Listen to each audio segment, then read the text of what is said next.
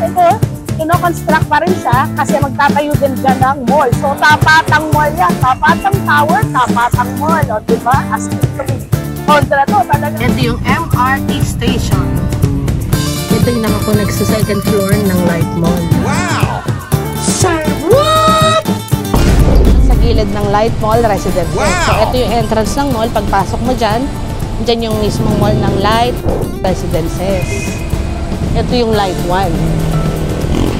Gawa na yung mall dyan. Papakita ko sa inyo yung Light 2 Residences. Puntahan natin yung construction. Let's go! Ito yung parking. Ginagawa pa siya.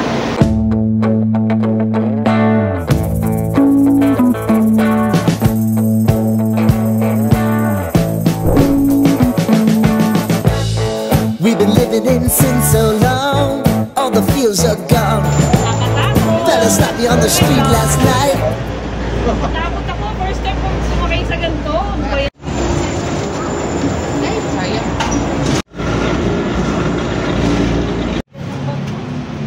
So, labas na tayo.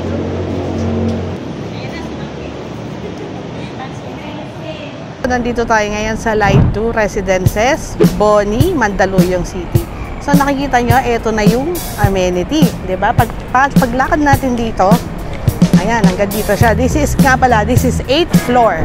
Nandito tayo sa 8th floor ng Tower 1. Yan, Tower 1 to. Ito yung amenity. Ito yung magiging swimming pool niya eh. Swimming pool, tapos may mga halaman dyan, flowers. Tapos yung mga open area, yan yung mga magiging parang tambayan. Upuan nyo, ganyan, may mga bench dyan. So, itong tower na to, Tower 1. This is Tower 1. Yan, ito, Tower 1. Up to 55 floors. Parking area niya, start siya ng 3 to 6 floor.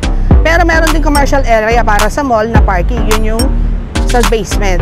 Dalawa yung basement. Yung Light 2 Residences is part ng CBD. Ano ba yung CBD? Central Business District.